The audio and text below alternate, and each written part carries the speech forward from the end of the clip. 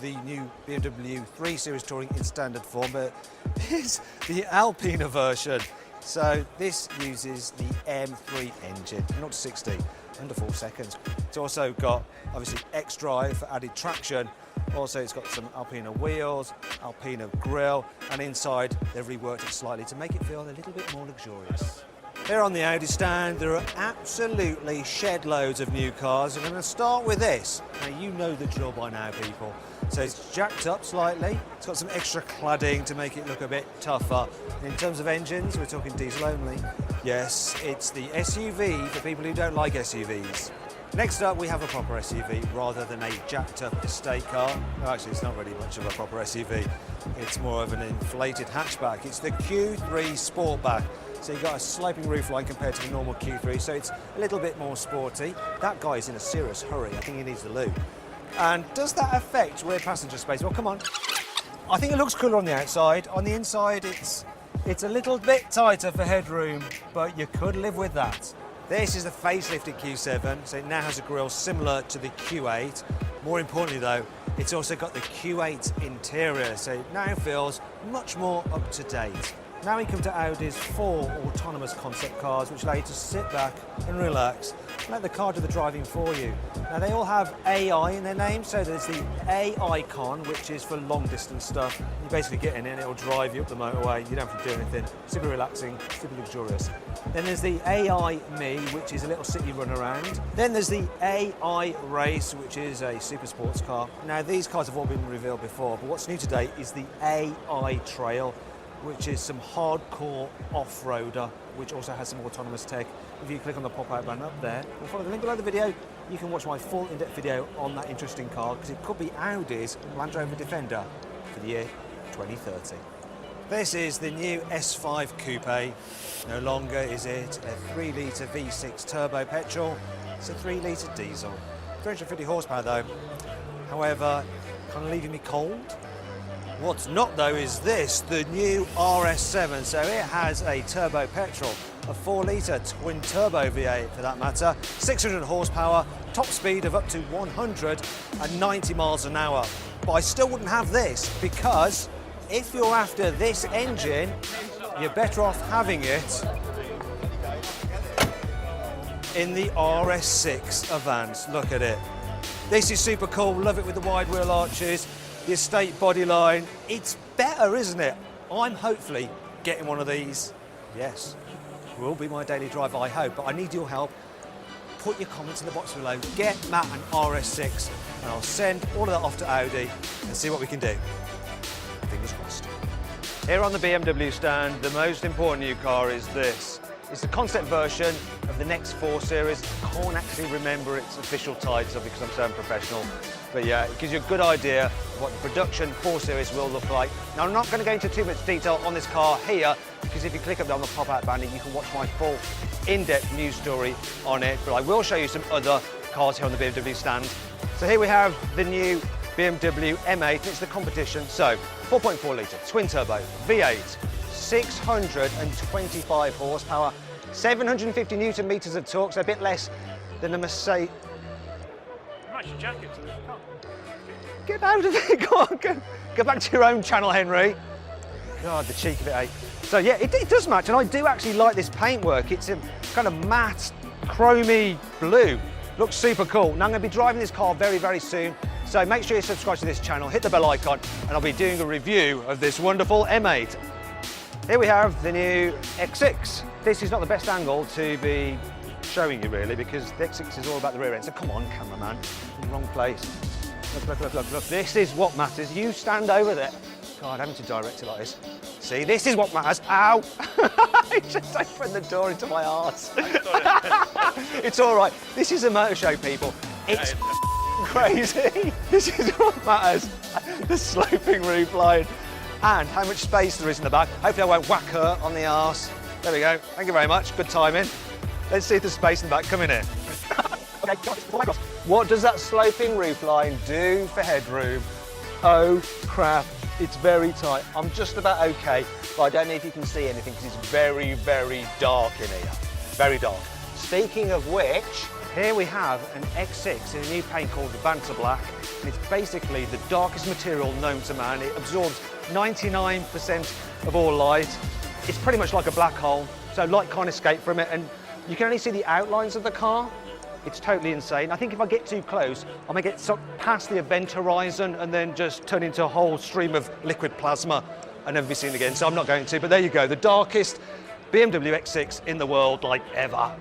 So here we have the 8 Series Grand Coupe, 8 Series up front, Coupe 4-door at the back. 8 Series normal Coupe is just absolutely cramped in the rear, so let's see what this is like. Come on in. Come and check it out with me. Yeah, well, anything's better than the normal 8 Series. It's not exactly palatial, but it's all right. I could do quite a bit of distance in this. Nice. Here we have the BMW iHydrogen Next fuel cell vehicle. So it's due out in 2022. It's powered by electric motors. The benefit of using hydrogen over a normal electrical system like charging batteries is that you can fully refuel this thing in 4 minutes. It's still zero emissions. Sticking with the zero emission theme here on the BMW stand, we have the C Evolution scooter. So it's electric powered. It's got a range of about 100 miles. We can do 0 to 60 in around 6 seconds. Yeah, I prefer cars.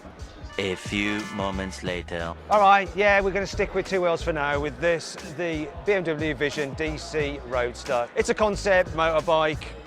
It's got like sticky out bits like the box engines that you get on normal BMW internal combustion engine bikes, but obviously they don't do anything, they're probably just batteries.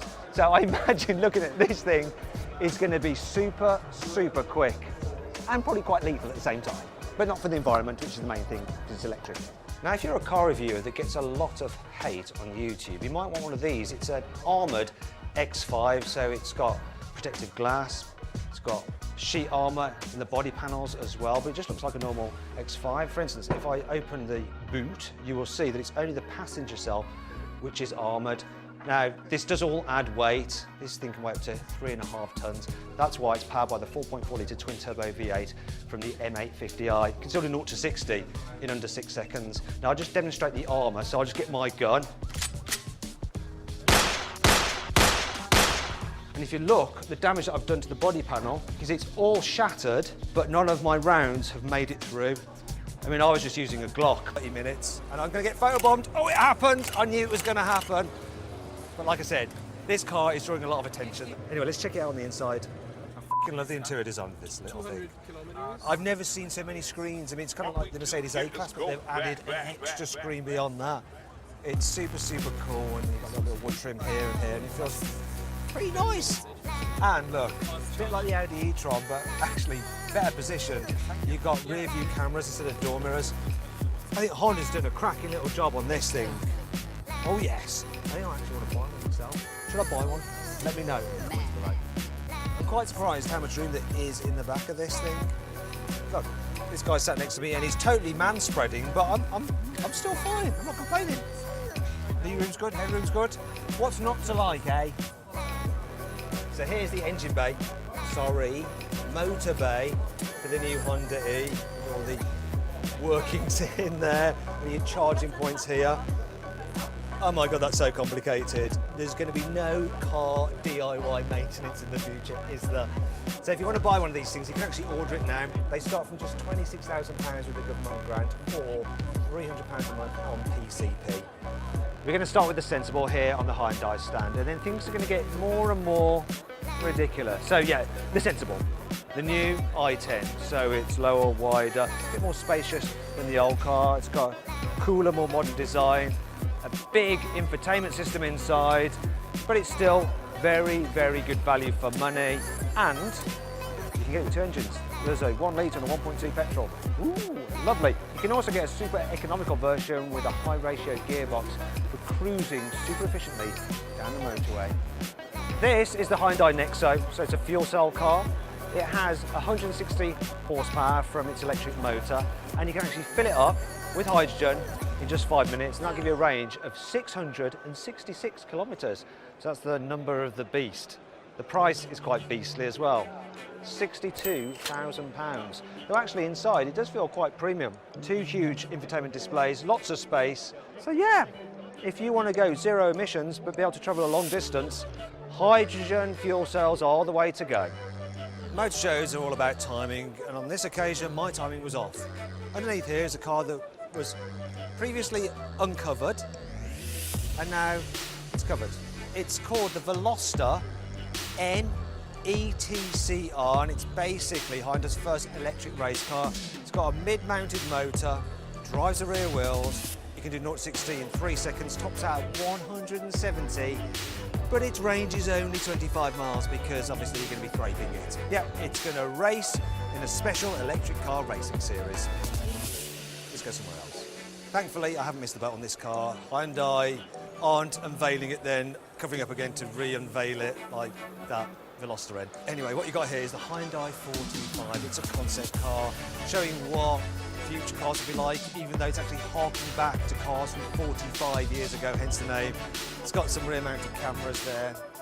They look like normal door mirrors. And inside, it's got a minimalist interior, which is kind of like a lounge. I like the fabric on the seats, actually. It's quite cool. I like the fabric on my jacket. Finally, we come to the most insane car on the Hyundai stand. I say car, it's not really a car, it's more of a pointy shape. It's supposed to signify the car of the future, so it's fully autonomous. And it's called the H-Space, and it can project different things on its glass. It's all super cool, and it's got very relaxing chairs. It's illustrated here by Lara. You comfy? Yeah, it's hard work for some, isn't it? There's no one in there, so you can have a good look. Wait a minute! Supercar Blondie? Yeah, you caught me. Supercar, not electric van Blondie. What's going on here? You really... Dude, this is not really where I usually hang out, but I'm just like, I thought there were a couple of cool features in here, so I just thought I'd do a bit of a story. You caught me in action. Oh my God, is this like your guilty pleasure, electric vans? It might be. Let's just test your knowledge on it. Do you know about this one? Okay, how much horsepower has it got? Okay, I do know this. It's got 200 horsepower. It has. It's got, I'll give you like the 3 top facts, okay?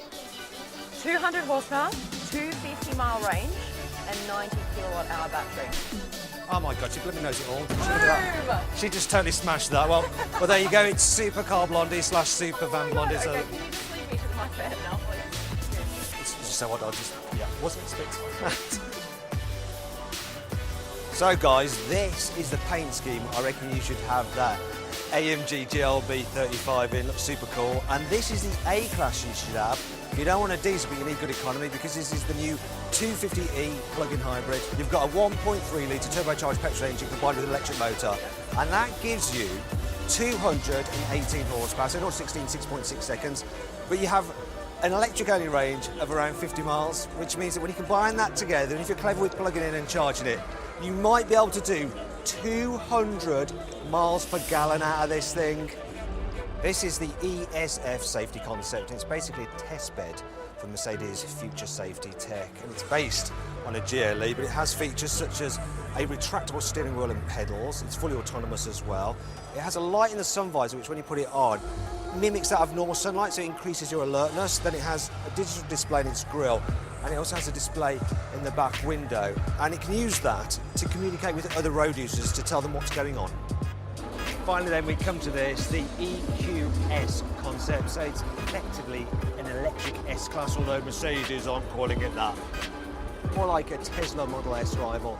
So it's 4-wheel drive, 2 electric motors, it has 470 horsepower, a range of 435 miles, 0 to 60, 4.5 seconds, top speed of 125 miles an hour. Coolest thing about it are the headlights. They're actually holographic. If you want more information on this car, just click on the pop-out banner up there. Follow the link below the video. It's got like in-depth video on it. Tell you what, motor shows are blooming knackering. I think I need to take a break. Oh, damn it, it's nailed down. Oh look, it's the Mini Electric. You can tell because it's got like electric effect trim with like an E badge on the front, and yeah, it says Mini Electric here, so even an idiot like me can figure it out. What you need to know about this car is that it has 180 horsepower from its electric motor, a range of up to 270 kilometres, and it can do 0 to 60 in around 7 seconds. And even though it's zero emissions, it's pretty much just a normal Mini. Welcome to the Opel stand, also known as the Vauxhall stand. Look, this car's even got a Vauxhall badge on it, bless them. Yeah, first Brits. Don't know why we did that, just before local. Anyway, it's a new Corsa, and I think it looks quite cool. So, it's going to be available with 1.2 litre engines, naturally aspirated petrol, turbo petrol, and a turbo diesel.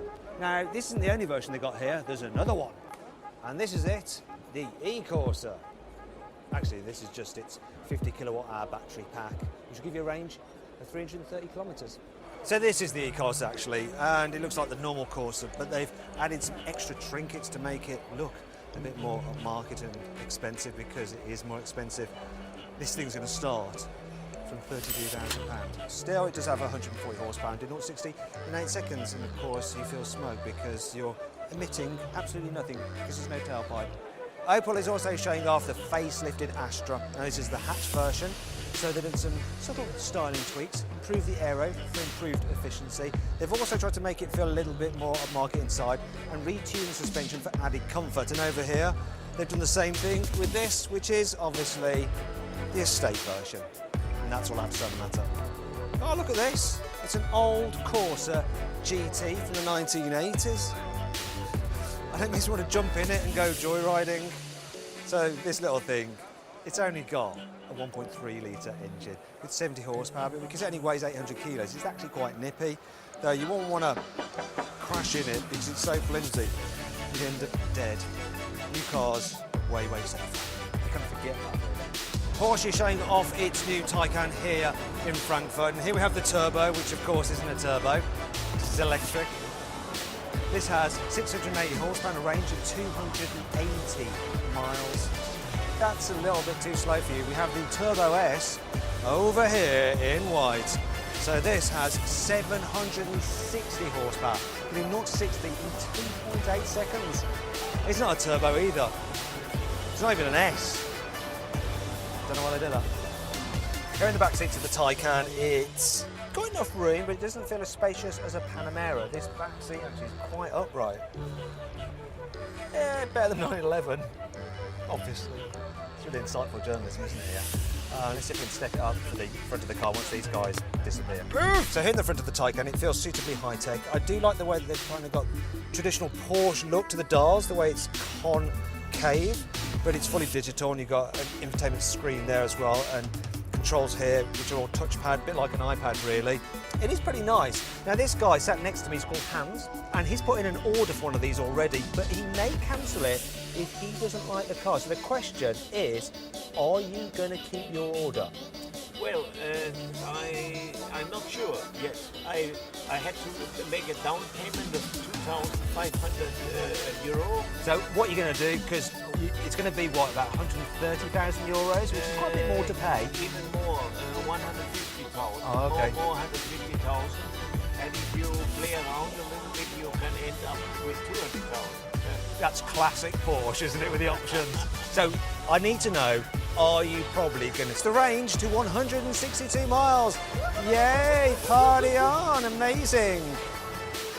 That's not the big news here really. It's actually up there, another electric car, one that's all new.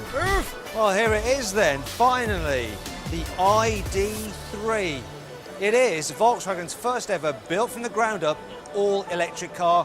You can think of this as an electric Golf. Actually, it's not a Golf, it's its own unique model. There will not be an electric Golf anymore.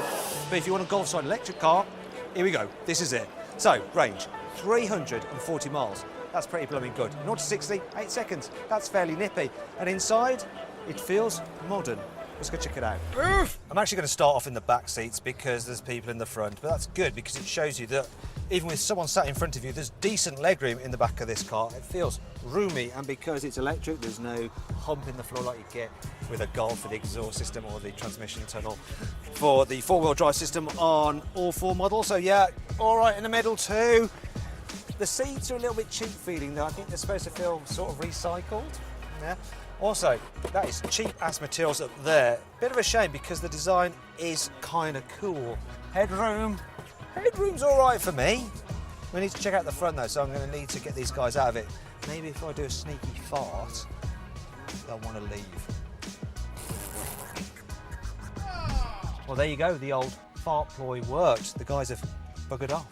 So I can explain the interior design of this car. So it's sort of futuristic. You've got this big screen here and everything is like a touch sensitive button, so no press buttons, it's all swipey stuff. Even the sunroof, like you move the blind by swiping forwards or backwards like that. And over here as well, you can control the driver's display by swiping there through different views and going through different modes. Everything is swipey. To start the car, you toggle this lever here. Reminds me quite a bit of the BMW i3. Yeah, it's not bad at all, and you've got voice commands as well, so you can say, "Hey ID, I'm cold." An error has occurred. Brilliant. To start voice control again, please press the push to talk button. Great. Awesome, well done, Volkswagen. You've sorted that system. It's seamless, nice. I tell you what, I'm not very impressed with either. Once again, materials about the place, all a bit scratchy. This is a £30,000 car, and in places it doesn't really feel it. Though it's nice and squidgy up there. It's going to be interesting to drive it though. That's really what's going to matter, and whether it can do that range that it claims. Finally then, let's check out the boot. So here we go. Look, it's an all right size, and there seems to be some kind of e-scooter called a city skater in there.